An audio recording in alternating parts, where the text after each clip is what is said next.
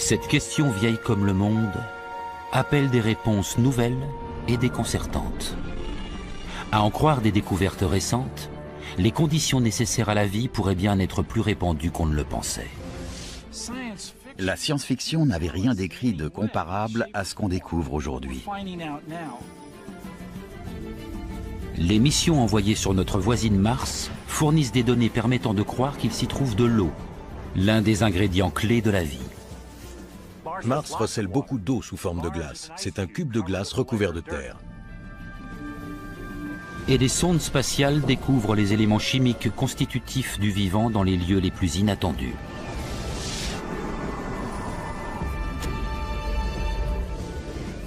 Les germes de la vie se retrouveraient potentiellement sur toutes les planètes de notre système solaire. Mais qu'en est-il des confins glacés de notre système solaire et même d'au-delà? La vie peut-elle s'y être implantée? De nouvelles missions nous donnent à voir des mondes étranges, des lunes recelant peut-être de vastes océans sous des kilomètres de glace.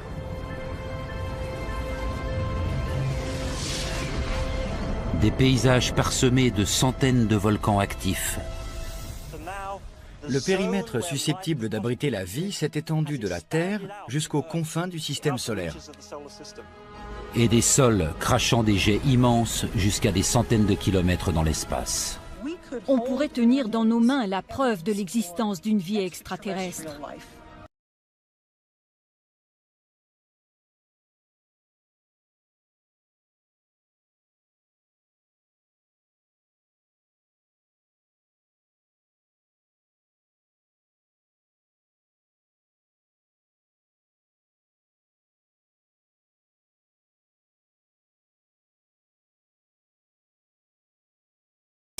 Que l'une d'elles ressemble à la Terre. On trouvera des mondes habitables, c'est sûr. La semaine prochaine, l'année prochaine, tôt ou tard.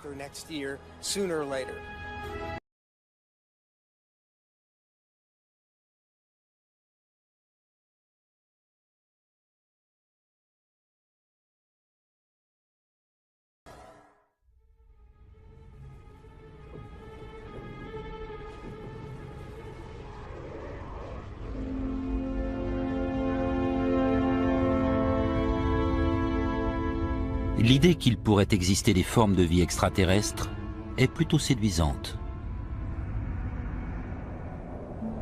Notre espèce se demande depuis longtemps s'il se trouve d'autres mondes capables d'abriter la vie.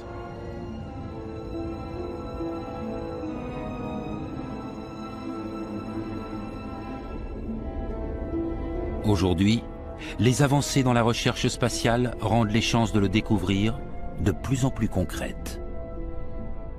J'adorerais découvrir une forme de vie extraterrestre. J'aime à penser qu'on y arrivera, et ce, dans les années qui viennent. Les recherches se concentrent sur un trio d'ingrédients clés. En premier lieu, les composants essentiels des organismes vivants. Ils sont constitués d'éléments simples, présents dans le nuage de gaz et de poussière qui a donné naissance à toutes les planètes et à leurs satellites. Ces composants chimiques pourraient avoir été disséminés dans tout le système solaire il y a des milliards d'années, par les comètes et les astéroïdes. Ce sont des composés dits organiques, formés de carbone, d'oxygène, d'hydrogène et d'azote.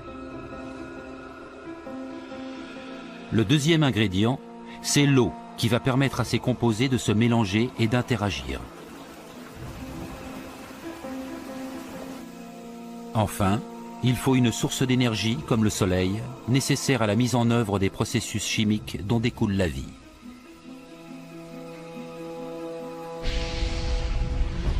Les chercheurs ont longtemps été persuadés que ces trois ingrédients ne pouvaient exister, le cas échéant, que sur des planètes situées à une distance raisonnable du Soleil.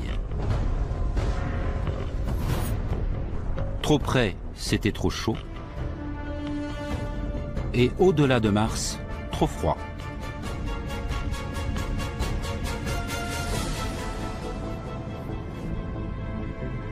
Aujourd'hui, des missions envoyées aux frontières de notre système solaire remettent en cause ces conceptions.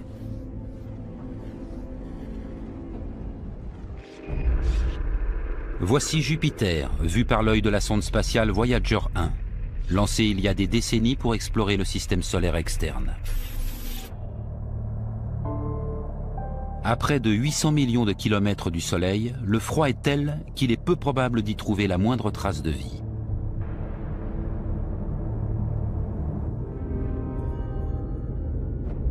Voyager s'approche d'Io, l'une des quelques 60 lunes en orbite autour du mastodonte gazeux.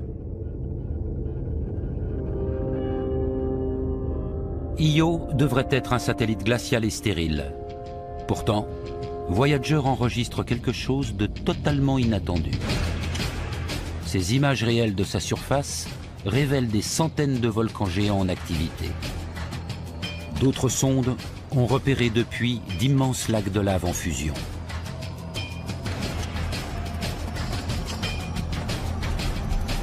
Sur notre planète, l'activité volcanique est alimentée par la chaleur du noyau terrestre. Mais Io est si petite qu'elle a dû se refroidir totalement il y a des milliards d'années. C'est donc que son cœur dissimule une autre source d'énergie. La découverte d'un volcanisme actif sur Io constitue une découverte majeure pour les planétologues.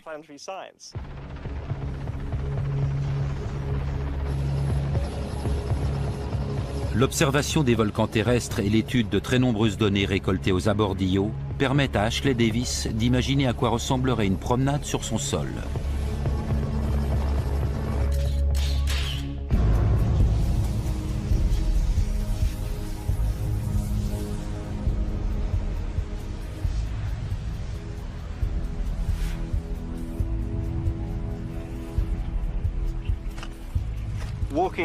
Figurez-vous un environnement extrêmement hostile. Soit très froid, soit très chaud, là où surgit une activité volcanique. Pas d'atmosphère. Vos pas rebondissent légèrement, car la pesanteur sur Io, comme sur la Lune, est 6 fois moindre que sur la Terre. Vous entendez le sol craquer sous vos pieds en évoluant entre les volcans dans ces vastes plaines. Nous voici au milieu d'un champ de lave. C'est noir et relativement chaud. Cette lave provient d'un volcan comme celui qu'on aperçoit là-bas. La sonde New Horizons survole Io. Au passage, elle photographie une éruption colossale. Ce volcan s'appelle Tvashtar. Un immense panache de soufre est projeté à une hauteur de 300 km. Sur ces images prises par la sonde, on voit clairement le panache se déployer puis retomber en pluie sur la surface. Sur Io, les éruptions volcaniques sont phénoménales. Les gaz libérés par la lave projettent des nuages jusque dans le vide interstellaire. C'est très spectaculaire.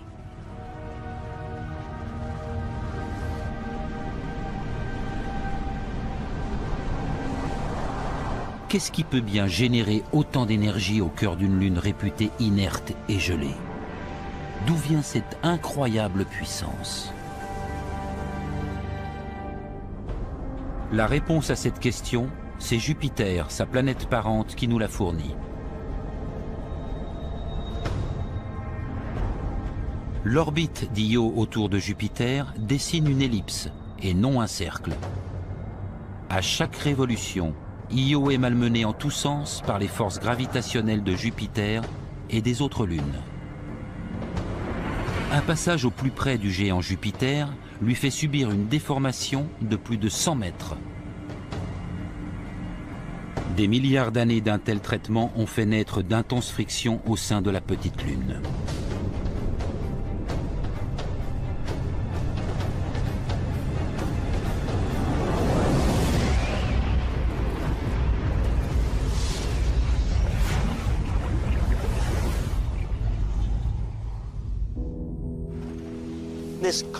Le satellite malmené réagit comme un morceau de métal qu'on plierait et déplierait.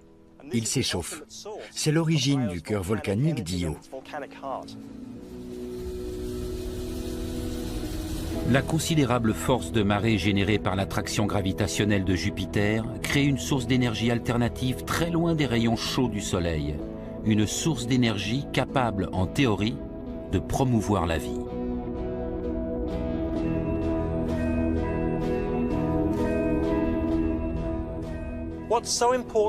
Ce qu'Io nous apprend d'important, c'est qu'il ne faut plus croire que les zones habitables sont forcément dépendantes de l'énergie du Soleil.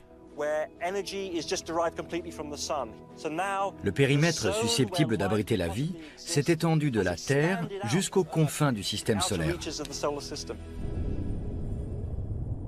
Cependant, la probabilité que la vie existe sur Io elle-même est des plus minces. Car elle dispose certes d'une source d'énergie et pourrait abriter les éléments chimiques constitutifs du vivant disséminés par les comètes et les astéroïdes il y a des milliards d'années, mais les chercheurs n'ont pas trouvé trace du troisième ingrédient clé, l'eau, ou son équivalent liquide.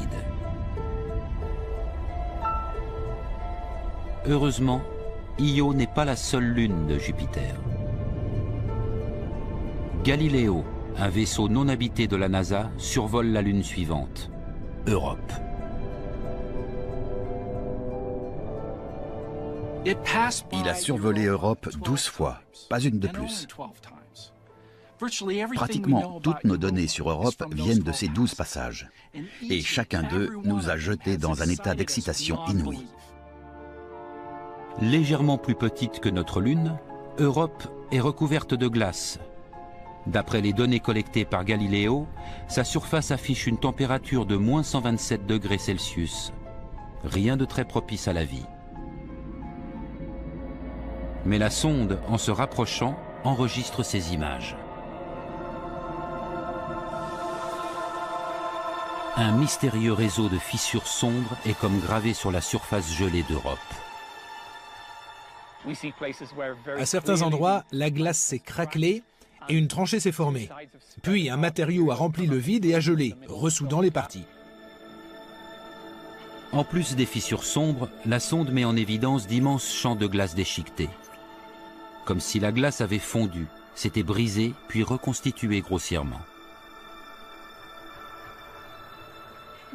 On observe un processus violent de destruction du sol. Pour l'œil exercé d'un expert, le motif est familier. Il rappelle la glace qui recouvre les océans terrestres. Galiléo prend aussi des mesures du champ magnétique d'Europe. Son analyse révèle la présence sous la glace d'un courant électrique qui pourrait correspondre à celui d'un océan salé d'eau liquide. Tout indique la présence d'un océan sous la glace. Le comportement du champ magnétique suggère qu'à plusieurs kilomètres sous la surface gelée d'Europe, un océan pourrait se tapir. Un océan de 100 km de fond. Cette petite lune recèle peut-être 2 fois la quantité d'eau liquide contenue dans les océans terrestres. Quelque chose doit provoquer la fonte des glaces depuis le cœur d'Europe. Là encore, le responsable est Jupiter. La force gravitationnelle qui triture les entrailles rocheuses d'Io pour les transformer en magma est aussi à l'origine de la fonte des glaces d'Europe et de cet océan caché d'eau liquide qui zèbre sa surface gelée.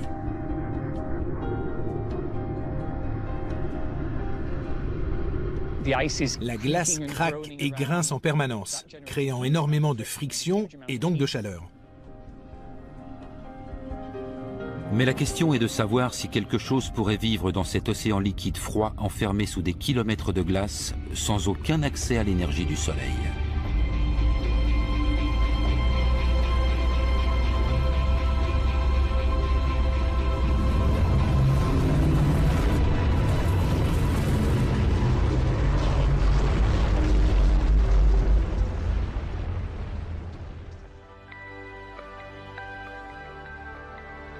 Pour le découvrir, le biologiste Tim Shank explore les océans de notre planète qui présentent le plus de ressemblances avec les profondeurs glacées d'Europe. Nous sommes à 320 km du pôle Nord. Tim Shank envoie des robots à la recherche de formes de vie à 3600 mètres sous la couche de glace arctique, là où la lumière du soleil ne perce jamais. Explorer les profondeurs de l'océan Arctique, c'est comme partir en exploration dans le système solaire. C'est un monde de pression et de température extrême où pourrait exister la vie. Ici, l'activité volcanique broie et pétrit le fond de l'océan. Les chercheurs postulent qu'un phénomène similaire est à l'œuvre sous l'océan d'Europe. Il doit y avoir un noyau rocheux soumis à la force de marée et aux attractions qui se déforme comme le reste de la planète. Et la chaleur produite doit se répercuter quelque part. Sur le fond tourmenté de l'océan Arctique, les robots de Tim Shank collectent les preuves de la rigueur de l'environnement. Des fissures volcaniques crachent une eau à 370 degrés saturée de composés chimiques toxiques comme le sulfure d'hydrogène.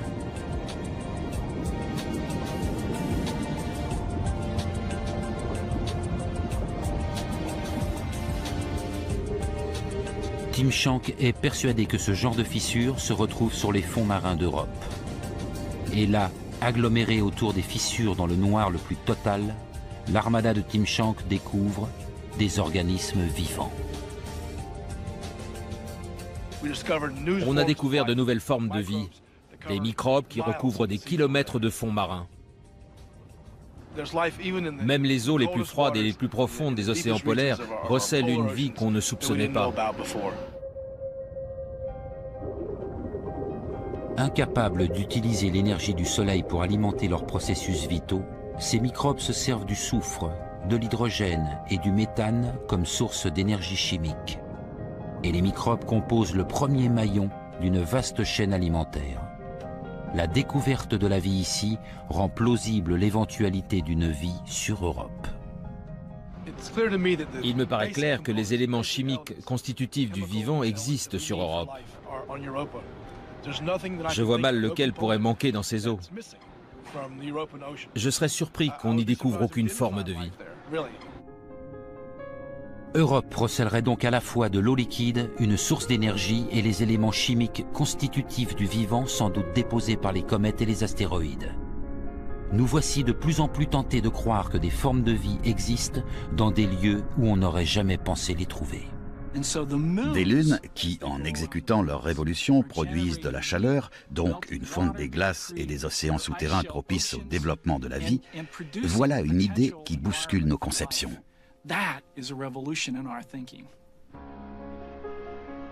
Parvenir à poser une sonde sur Europe pour tester cette théorie serait déjà une gageure.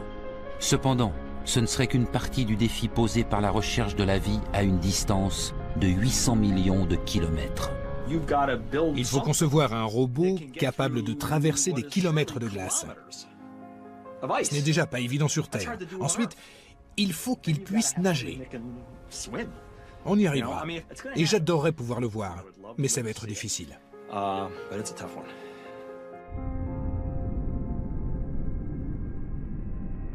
Europe n'est pas le seul lieu intrigant dans les confins du système solaire. Des conditions similaires pourraient-elles exister sur d'autres lunes en orbite autour d'autres planètes? Des planètes encore plus éloignées du Soleil? La mission spatiale Cassini-Huygens a été conçue pour répondre à cette question. La sonde se dirige vers la planète aux anneaux, Saturne, située à près d'1,5 milliard de kilomètres du Soleil. Sa mission, explorer Saturne, déterminer comment se sont formés ces immenses anneaux et inspecter quelques lunes parmi les 60 et plus en orbite autour du géant. L'objectif de cette mission était de nous fournir le maximum d'éléments sur le système saturnien. C'est une mission d'exploration capitale. La sonde offre aux chercheurs une perspective inédite sur ce mystérieux système planétaire. Cassini a été équipé des instruments les plus sophistiqués jamais emmenés dans le système solaire externe. Des caméras, des spectromètres. C'est l'avant-poste robotisé le plus lointain que l'homme ait implanté autour du Soleil.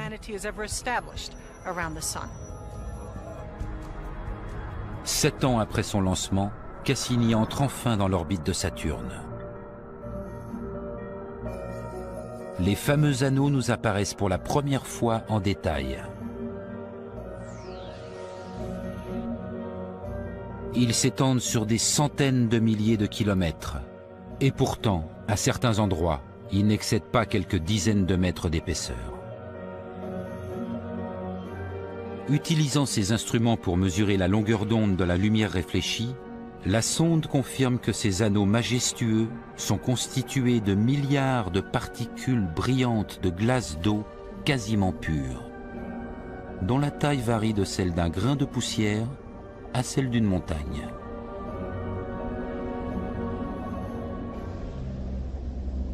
Après avoir passé près de 8 mois à collecter des données sur Saturne et ses anneaux, Cassini se dirige vers une des lunes avoisinantes.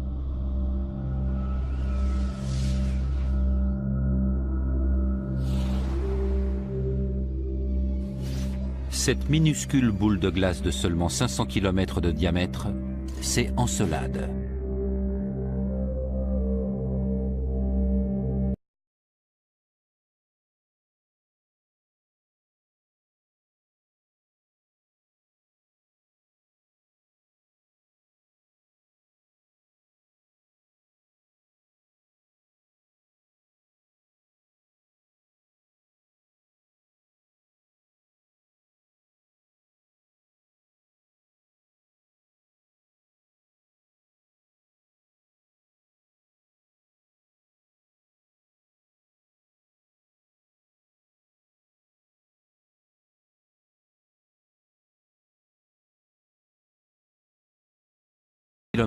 Et profonde de plusieurs centaines de mètres, elle présente de troublantes similitudes avec les lignes de faille terrestres.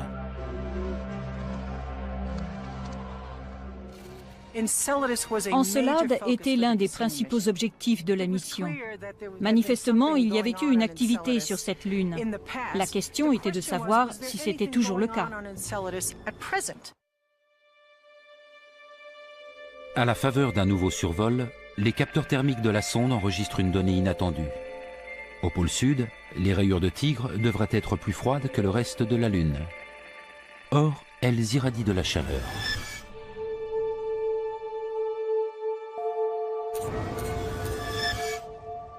Bien que mesurées à la température glaciale de moins 50 degrés, les failles affichent en moyenne 95 degrés de plus que le reste de la Lune. Puis, la sonde modifie son orientation. Encelade se découpe alors sur le Soleil. Une perspective qui révèle d'immenses jets de glace projetés dans l'espace.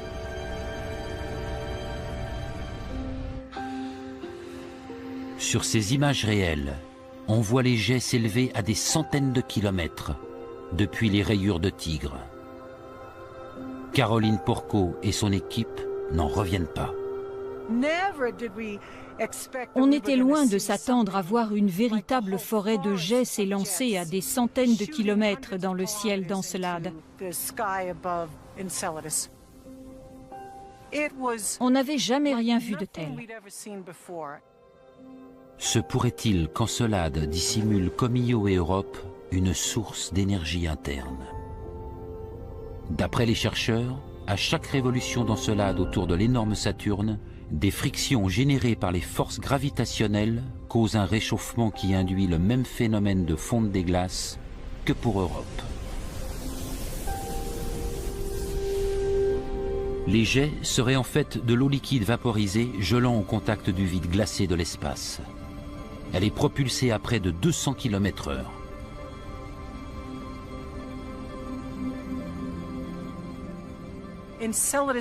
Encelade subit une torsion en s'approchant de Saturne. Ça produit la même chose que quand vous tordez un trombone, un échauffement interne.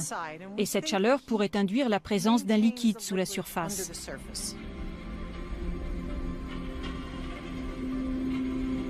Enthousiasmée par cette découverte, l'équipe programme Cassini pour traverser les jets et y prélever des particules. Après plusieurs passages, les spectromètres de la sonde repèrent dans les jets certains éléments constitutifs du vivant.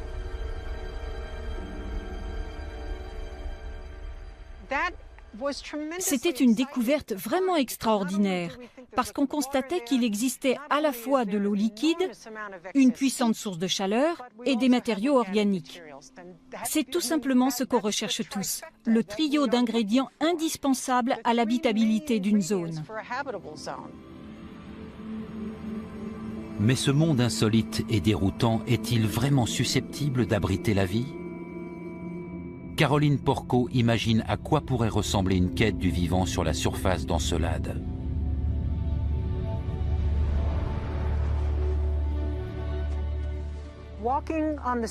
Si vous arrivez sur Encelade aux abords des rayures de Tigre, vous entrez dans une région de neige éternelle. Le ciel est noir car il n'y a pas d'atmosphère. Vous avez l'impression de flotter en raison de la faible pesanteur. Avec le soleil dans le dos, vous ne voyez rien. Mais en vous positionnant face à lui, vous pouvez admirer un spectacle parmi les plus fantastiques du système solaire.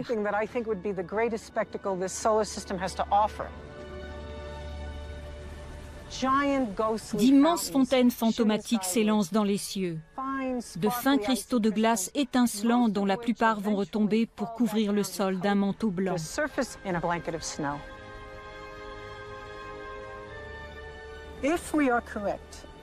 Si on ne se trompe pas en postulant que les jets d'Encelade proviennent de poches d'eau où la vie aurait pu éclore, une poignée de la neige de son sol pourrait contenir les restes de minuscules organismes vivants.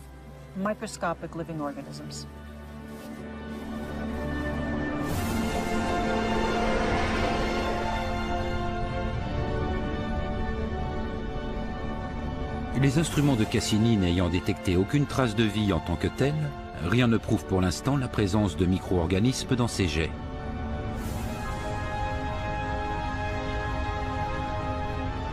Pour autant, cette découverte classe Encelade au premier rang des lieux à visiter lors d'une prochaine mission. C'est comme s'il y avait un panneau sur Encelade qui dirait « Échantillon gratuit, servez-vous ». Tout ce qu'il y a à faire, c'est traverser ces panaches. Pas besoin de creuser ou de courir à droite et à gauche, les particules sont envoyées dans l'espace. La découverte d'une nouvelle source d'énergie et la présence éventuelle d'océans d'eau liquide à l'intérieur de certains satellites portent à croire que la vie a pu trouver d'autres moyens de s'implanter dans notre système solaire. Parallèlement, sur Terre, on découvre que la vie peut faire face à des conditions autrement plus drastiques que ce qu'on avait imaginé jusqu'ici. L'étude des environnements extrêmes révèle que certains microbes peuvent vivre dans des déserts arides et même se complaire dans des lacs saturés d'arsenic.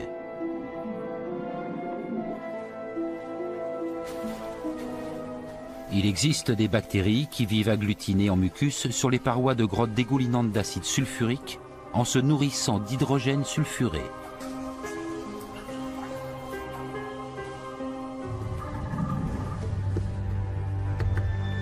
Et nos rivières, gorgées de déchets toxiques, conviennent apparemment très bien à une espèce particulière de microbes. On sait aujourd'hui que certains micro-organismes peuvent vivre dans des environnements acides et même toxiques.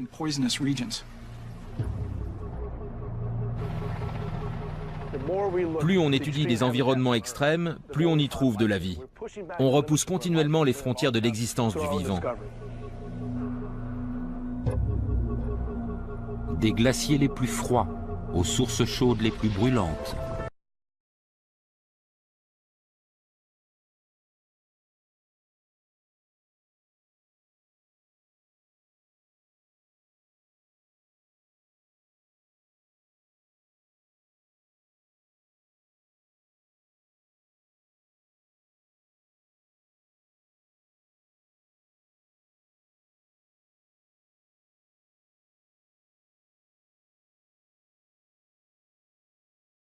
La vie sur Terre existe jusque dans des lieux très extrêmes. Elle est capable de prouesses exceptionnelles. Son adaptabilité et son ingéniosité nous étonnent tous les jours.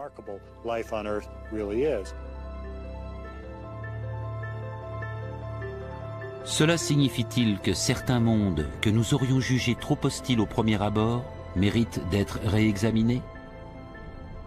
Nos recherches doivent évoluer en fonction des nouvelles possibilités.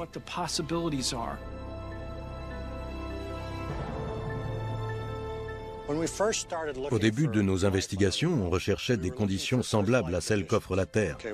D'accord, il faut a priori de l'eau, une source d'énergie et du carbone. Mais la question doit être formulée ainsi. Existe-t-il des êtres vivants d'un autre type à l'intérieur de notre système solaire?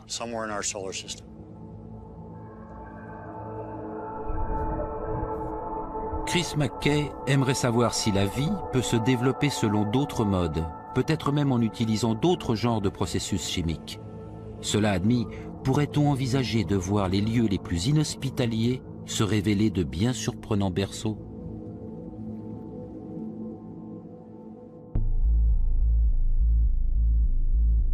Le système de Saturne compte un monde particulièrement inhospitalier auquel Cassini a envoyé son module Huygens rendre visite. Il s'agit de la plus grosse de ces lunes, Titan. La sonde détecte des éléments constitutifs du vivant dans son atmosphère, et son radar repère quelque chose de mystérieux sous les nuages amoncelés au-dessus de son pôle sud. On dirait un lac d'eau. De nouveaux survols révèlent l'existence de centaines de ces semblables disséminés au niveau des pôles nord et sud.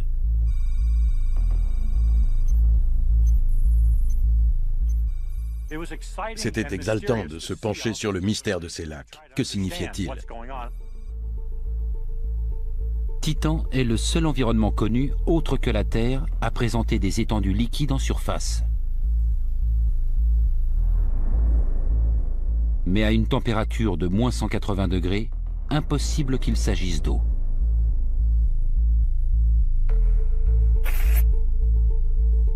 Après analyse des ondes infrarouges renvoyées par les lacs, il s'avère qu'ils sont constitués de méthane et d'éthane liquide à très basse température. Sur Terre, ces hydrocarbures existent sous forme gazeuse et nous servent de combustible. D'après les données collectées, le méthane de Titan creuse des vallées, forme des nuages et retombe même en pluie. Autrement dit, il se comporte comme l'eau sur Terre.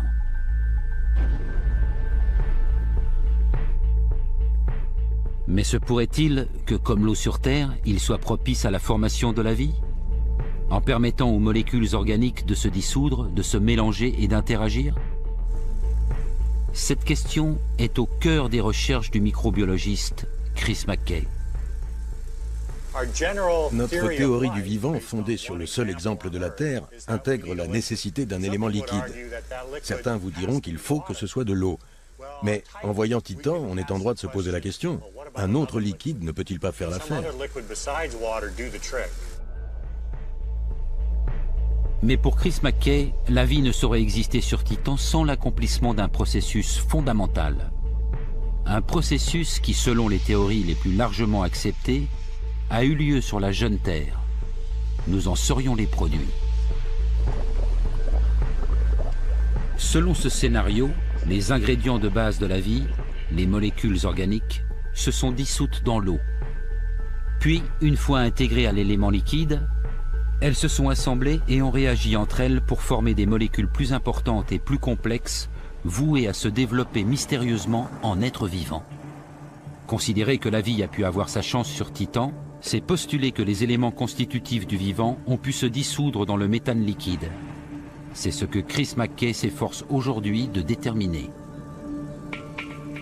Avant toute chose, il lui faut reproduire les éléments constitutifs du vivant que les instruments de Cassini ont détectés dans l'atmosphère de Titan. Simulant une source d'énergie, le chercheur déclenche une étincelle électrique qui va frapper dans le tube à essai des gaz correspondant à ceux rencontrés sur Titan. Il obtient effectivement des molécules comparables à celles qui flottent dans l'atmosphère du satellite. C'est ce résidu brun au fond du tube.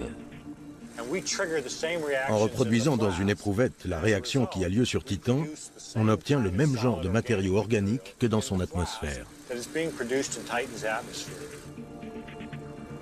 Ensuite, Chris McKay va recréer les lacs si particuliers de Titan en remplissant le tube à essai de méthane gazeux qu'il va refroidir à moins 143 degrés au moyen d'azote liquide. Le méthane se liquéfie exactement comme sur la surface glacée de Titan. On a maintenant un lac en miniature dans l'éprouvette. Du méthane liquide baignant nos matériaux organiques. Alors, est-ce qu'ils vont se dissoudre? Est-ce que des molécules plus complexes vont se former avec le temps? Est-ce qu'on va voir émerger une forme de vie nouvelle?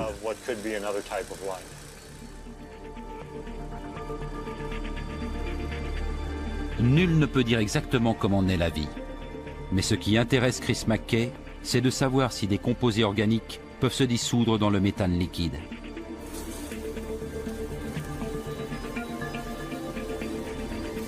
Si c'était le cas, cela signifierait que les processus chimiques nécessaires à la vie pourraient se déclencher, même en contexte de froid extrême, dans des liquides autres que l'eau. On sait que les conditions là-bas permettent l'existence d'un liquide, qu'il y a une source d'énergie, des matériaux organiques, des nutriments. L'environnement est propice à la vie. Mais s'il y a une vie là-bas, elle n'a rien à voir avec les formes connues sur Terre.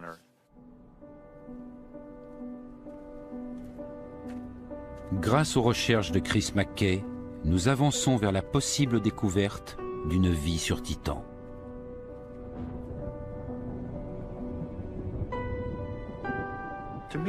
Ce serait formidable de trouver de la vie sur Titan, parce que ça voudrait dire que la vie a surgi 2 fois et dans des conditions très différentes.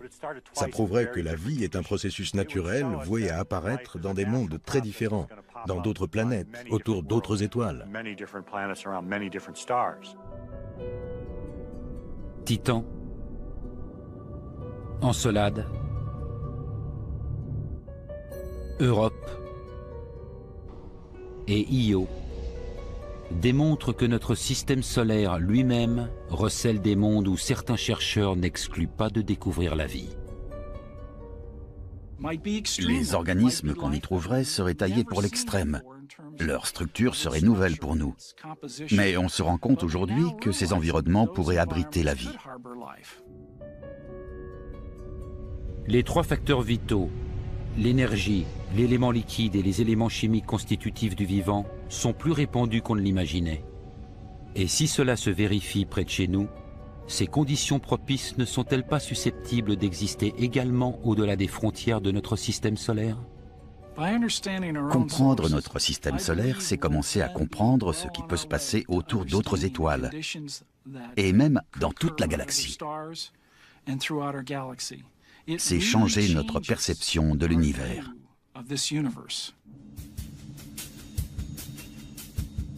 Existe-t-il dans les immensités inexplorées une étoile comme le Soleil, cernée de planètes habitables et qui regorgerait de vie? Notre galaxie compte des milliards d'étoiles semblables à notre Soleil. Selon toute probabilité, les planètes en orbite autour d'elle se chiffrent en dizaines de milliards.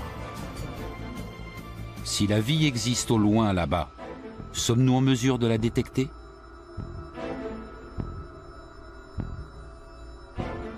L'astronome Mario Livio est à la pointe de cette recherche. Il utilise le télescope spatial Hubble pour scruter l'espace et observer la naissance des nouvelles étoiles similaires à notre Soleil. Voici la nébuleuse d'Orion, vue par Hubble. Ici, à 1500 années-lumière de notre système solaire, de nouvelles étoiles voient le jour au cœur d'un immense nuage de poussière et de gaz. La nébuleuse a presque l'apparence d'une grotte. Dans la partie en creux, là où le gaz et la poussière ont été soufflés, on peut observer la naissance des étoiles. Et tout au centre, parmi les étoiles étincelantes, se niche une petite tache noire. C'est en fait un jeune soleil, entouré d'un épais disque de poussière et de gaz, s'étendant sur plus de 80 milliards de kilomètres. Cette tache matérialise l'aube d'un nouveau système solaire. Dans ce cas précis, ce qu'on voit, c'est le bord du disque qui fait écran à la lumière de l'étoile. L'étoile reste de ce fait invisible. Voici des images de disques similaires orientés différemment. L'étoile, au centre, est bien visible. Ces nuages tourbillonnants de matière formeront peut-être un jour des planètes et des lunes si leurs particules de poussière, de glace et de gaz commencent à s'agglomérer. On suppose que c'est de cette façon que sont nées les planètes de notre système solaire. À en croire les observations répertoriées grâce à Hubble, les disques tourbillonnants de ce genre sont extrêmement communs. Le fait que nous en observions très souvent indique que les constituants de base des planètes sont très répandus. Des systèmes planétaires se forment donc probablement autour de la plupart des étoiles.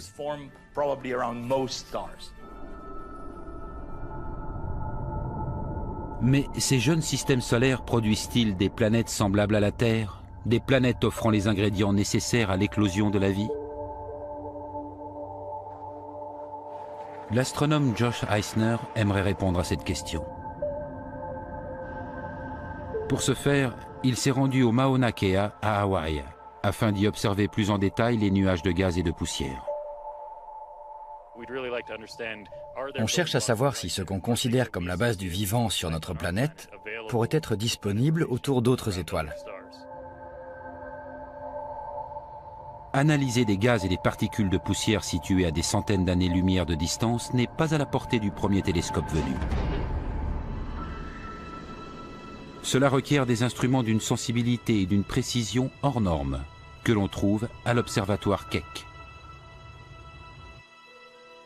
Perchés à 4200 mètres sur le dos d'un volcan endormi, les télescopes jumeaux Keck comptent parmi les plus puissants du monde. Josh Eisner les utilise tous deux simultanément. À l'aide d'un spectroscope, il analyse les ondes infrarouges émises depuis l'intérieur des jeunes systèmes solaires afin de déterminer ce qui les compose.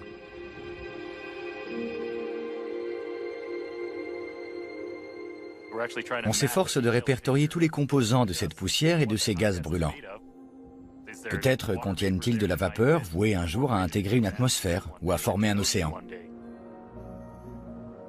Ces découvertes sont encourageantes.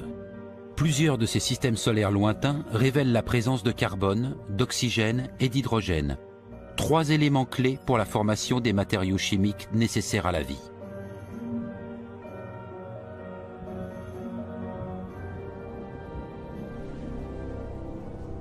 Constatation non moins surprenante. Dans certains disques, il semble que ces ingrédients se trouvent à une distance idéale de leur Soleil pour la formation future de planètes semblables à la Terre.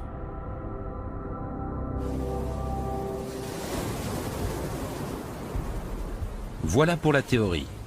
Mais la question est, ces fameuses sœurs de la Terre existent-elles? Jeff Marcy est un autre astronome que la question taraude. Il tente d'y répondre plus directement. C'est un chasseur de planètes occupé à scruter les cieux pour y découvrir une planète sœur déjà en orbite autour de son étoile à des milliers d'années-lumière de notre système solaire.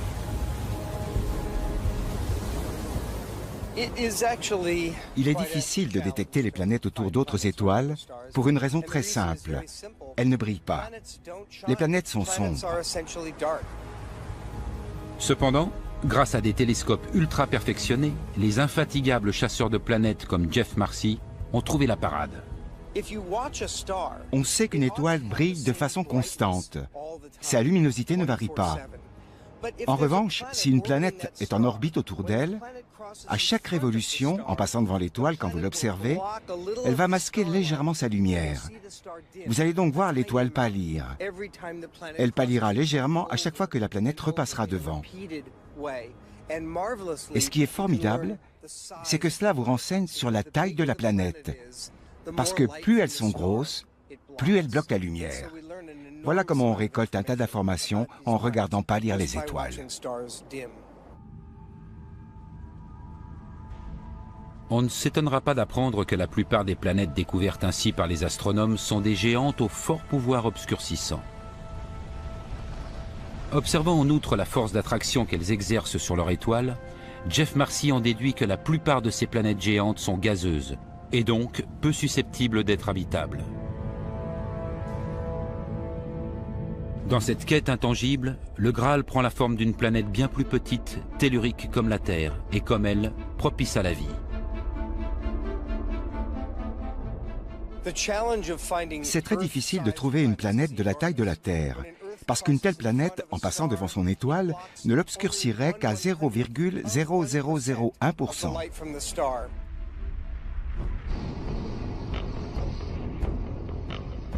Le télescope spatial Kepler est conçu pour détecter ces baisses minimes d'intensité. Sa mission, se concentrer sur une petite portion d'espace, un périmètre de 150 000 étoiles, pour tenter d'y repérer une planète de la taille de la Terre.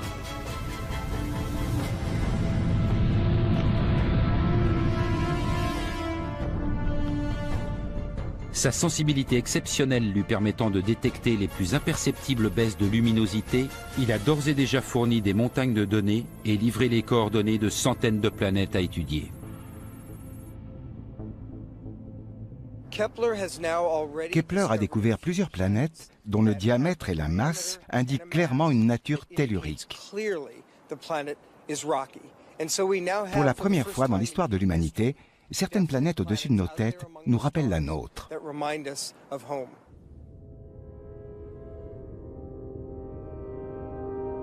Ces premières planètes telluriques sont trop proches de leur étoile pour pouvoir abriter la vie. Mais la quantité de planètes encore potentiellement en lice nous pousse à poser aujourd'hui un regard neuf sur les systèmes solaires au-delà du nôtre.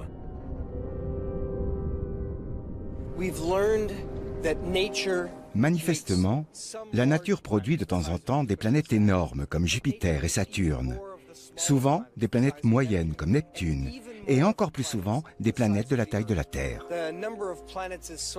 On peut faire l'analogie avec une plage. Vous allez y trouver quelques gros rochers, pas mal de cailloux et un nombre considérable de grains de sable. Eh bien, les grains de sable, ce sont les planètes ressemblant à la Terre dans le cosmos. Pour Jeff Marcy, nous trouverons une planète habitable. Ce n'est qu'une question de temps. Je pense que ce paysage se retrouve à des milliards d'exemplaires sur des planètes sœurs de la Terre, les planètes habitables de notre Voie lactée. Mais en admettant que nous trouvions une planète de la bonne taille, parfaitement située, pourvue d'océans d'eau liquide, serions-nous en mesure d'y repérer une forme de vie à des centaines d'années-lumière de distance ?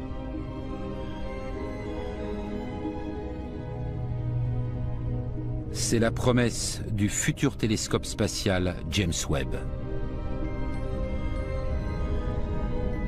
Ce bijou de technologie, 3 fois plus puissant que Hubble, doit être lancé dans quelques années. Il sera capable d'analyser le flux stellaire traversant l'atmosphère des planètes sœurs de la Terre les plus proches pour tenter d'y déceler des signes révélateurs de la présence du vivant. Si on trouve une planète qui combine oxygène, méthane, dioxyde de carbone et azote comme la Terre, on a toutes les chances de découvrir des plantes à l'origine de la production de l'oxygène. À mesure que la portée des télescopes augmente et que les missions spatiales s'aventurent toujours plus loin, de nouvelles découvertes viennent transformer l'idée que nous nous faisions de notre système solaire et de notre galaxie. À chaque fois, je suis frappé par ce que nous apprennent les différentes missions. La science-fiction n'avait rien d'écrit de comparable à ce qu'on découvre aujourd'hui.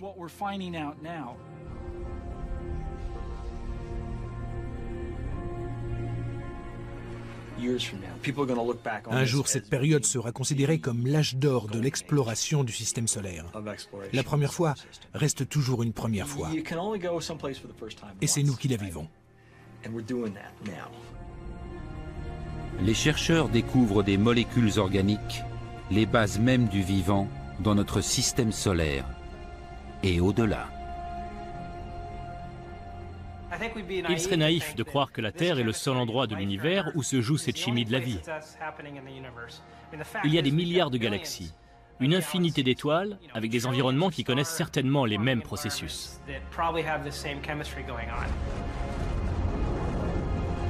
Les conditions qui rendent une planète habitable sont probablement plus répandues qu'on ne le supposait.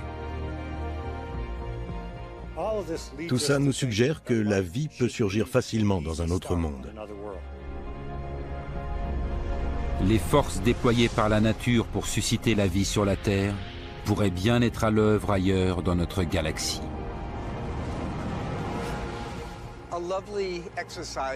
Chacun peut s'amuser à scruter le ciel étoilé en se disant que toutes les lumières, là-haut, hébergent des planètes. Et là, il ne s'agit que de notre galaxie. Il en existe des centaines de milliards comme la Voie lactée. Ça donne un nombre de planètes inimaginable.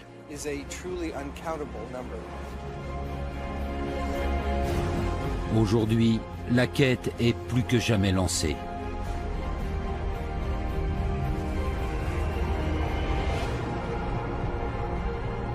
La vie apparaîtra-t-elle sur une lune comme Encelade? Apparaîtra-t-elle dans le faisceau d'un télescope ultra perfectionné? Apparaîtra-t-elle jamais? D'aucuns considèrent, quoi qu'il en soit, que nous sommes à un tournant de notre histoire. Le moment où nous aurons disposé pour la première fois de la technologie et du savoir-faire nécessaires pour nous lancer à la recherche de formes de vie extraterrestres.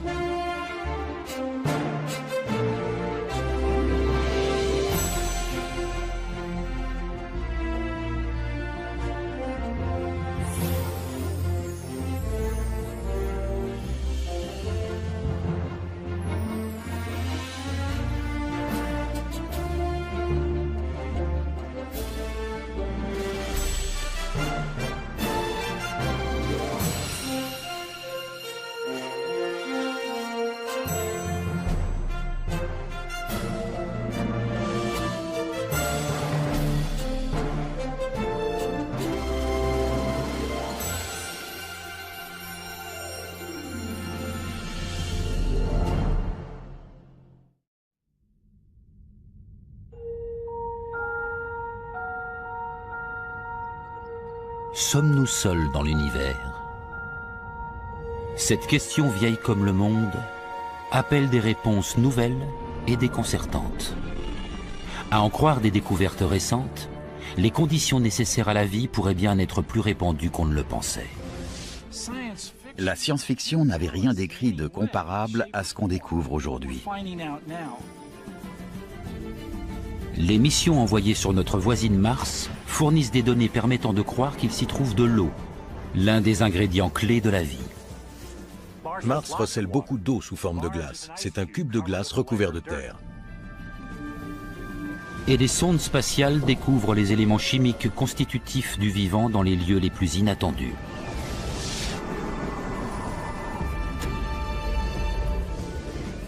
Les germes de la vie se retrouveraient potentiellement sur toutes les planètes de notre système solaire. Mais qu'en est-il des confins glacés de notre système solaire et même d'au-delà? La vie peut-elle s'y être implantée?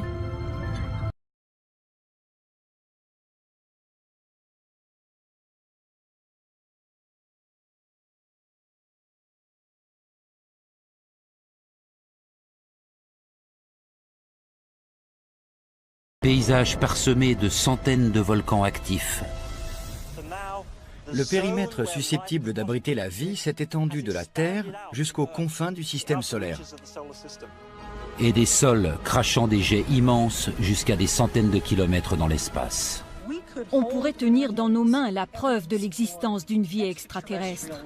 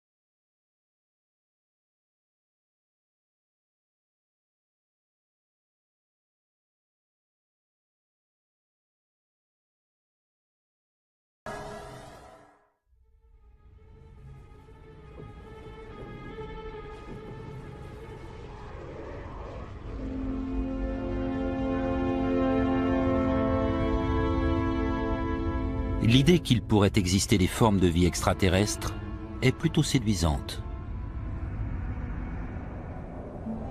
Notre espèce se demande depuis longtemps s'il se trouve d'autres mondes capables d'abriter la vie.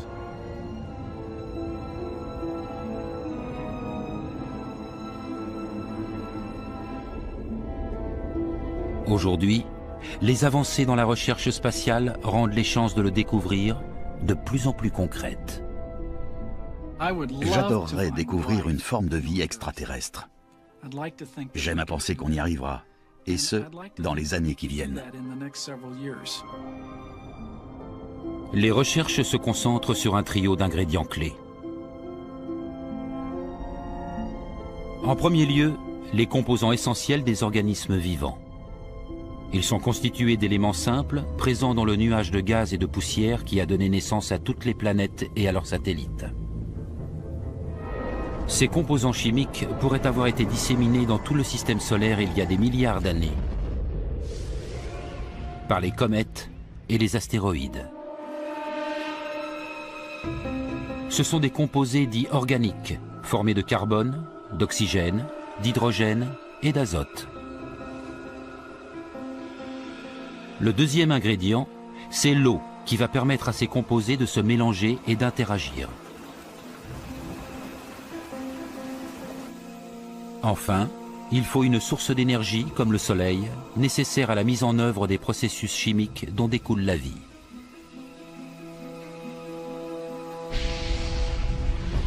Les chercheurs ont longtemps été persuadés que ces trois ingrédients ne pouvaient exister, le cas échéant, que sur des planètes situées à une distance raisonnable du Soleil. Trop près, c'était trop chaud.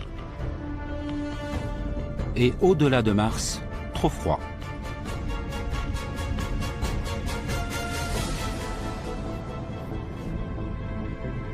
Aujourd'hui, des missions envoyées aux frontières de notre système solaire remettent en cause ces conceptions.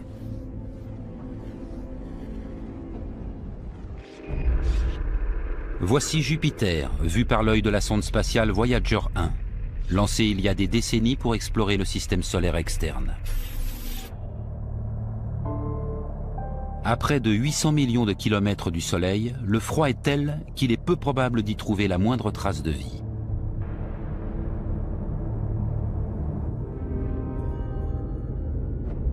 Voyager s'approche d'Io, l'une des quelques 60 lunes en orbite autour du mastodonte gazeux. Io devrait être un satellite glacial et stérile.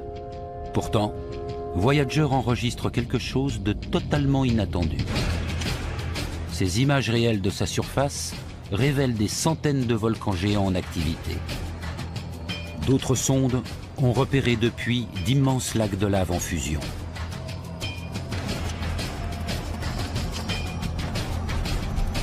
Sur notre planète, l'activité volcanique est alimentée par la chaleur du noyau terrestre. Mais Io est si petite qu'elle a dû se refroidir totalement il y a des milliards d'années. C'est donc que son cœur dissimule une autre source d'énergie. La découverte d'un volcanisme actif sur Io constitue une découverte majeure pour les planétologues.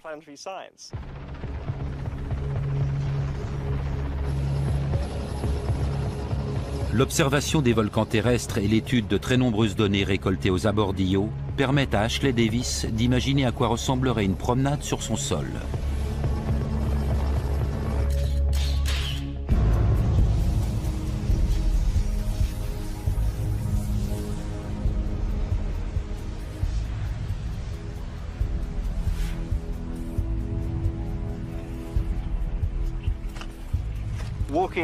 Figurez-vous un environnement extrêmement hostile. Soit très froid, soit très chaud, là où surgit une activité volcanique. Pas d'atmosphère. Vos pas rebondissent légèrement, car la pesanteur sur Io, comme sur la Lune, est 6 fois moindre que sur la Terre. Vous entendez le sol craquer sous vos pieds en évoluant entre les volcans dans ces vastes plaines. Nous voici au milieu d'un champ de lave. C'est noir et relativement chaud. Cette lave provient d'un volcan comme celui qu'on aperçoit là-bas.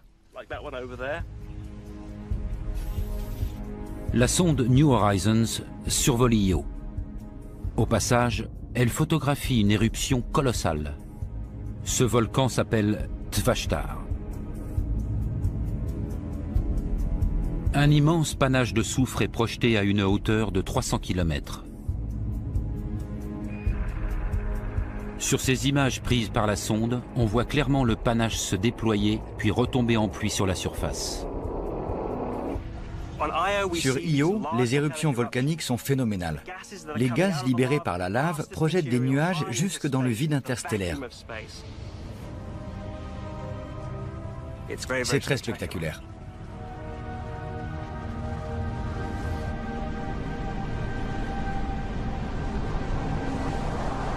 Qu'est-ce qui peut bien générer autant d'énergie au cœur d'une lune réputée inerte et gelée? D'où vient cette incroyable puissance? La réponse à cette question, c'est Jupiter, sa planète parente, qui nous la fournit. L'orbite d'Io autour de Jupiter dessine une ellipse et non un cercle. À chaque révolution, Io est malmenée en tous sens par les forces gravitationnelles de Jupiter et des autres lunes. Un passage au plus près du géant Jupiter lui fait subir une déformation de plus de 100 mètres. Des milliards d'années d'un tel traitement ont fait naître d'intenses frictions au sein de la petite lune.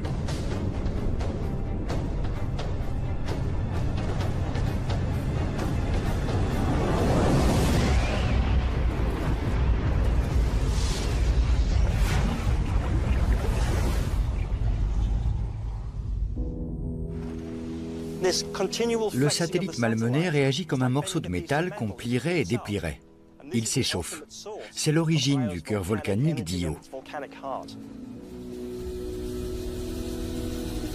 La considérable force de marée générée par l'attraction gravitationnelle de Jupiter crée une source d'énergie alternative très loin des rayons chauds du Soleil. Une source d'énergie capable, en théorie, de promouvoir la vie.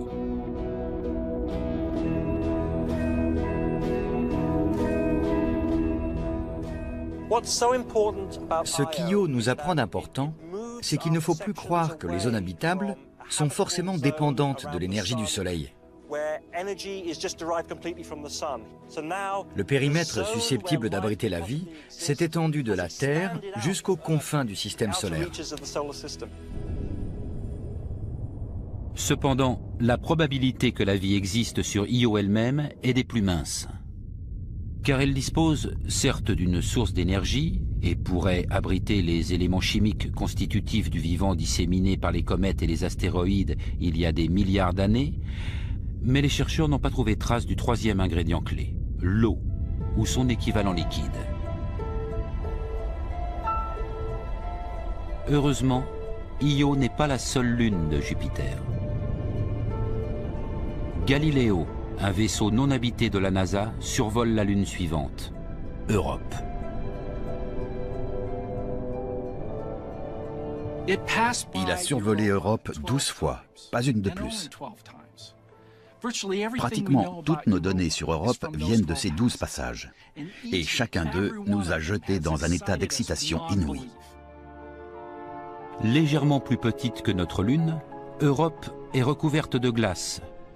D'après les données collectées par Galileo, sa surface affiche une température de moins 127 degrés Celsius. Rien de très propice à la vie. Mais la sonde, en se rapprochant, enregistre ces images.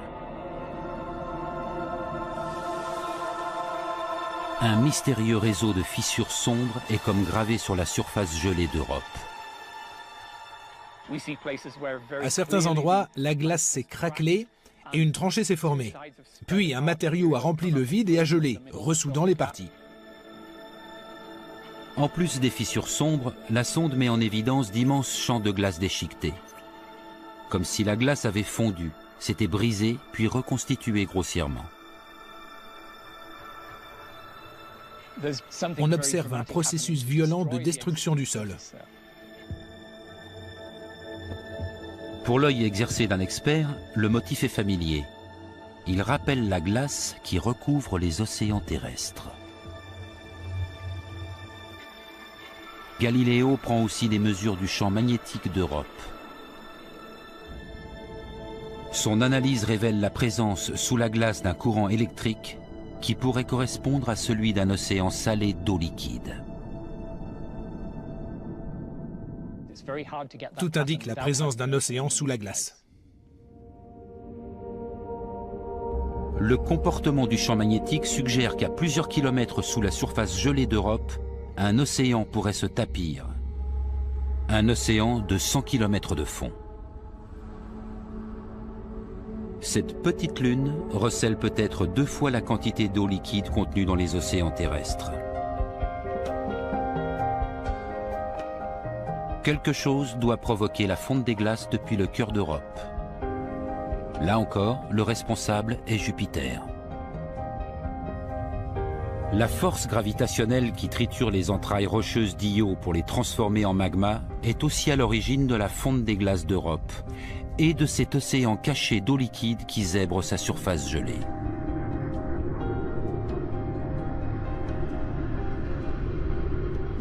La glace craque et grince en permanence, créant énormément de friction et donc de chaleur.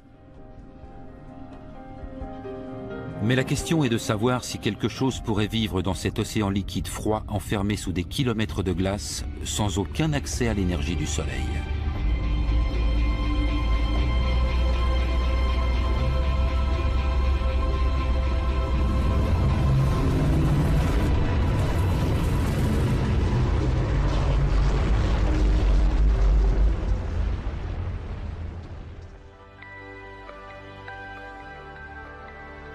Pour le découvrir, le biologiste Tim Shank explore les océans de notre planète qui présentent le plus de ressemblances avec les profondeurs glacées d'Europe.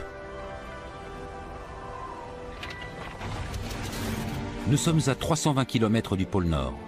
Tim Shank envoie des robots à la recherche de formes de vie à 3600 mètres sous la couche de glace arctique, là où la lumière du soleil ne perce jamais. Explorer les profondeurs de l'océan Arctique, c'est comme partir en exploration dans le système solaire.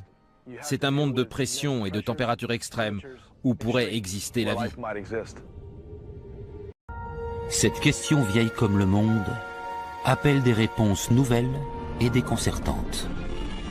À en croire des découvertes récentes, les conditions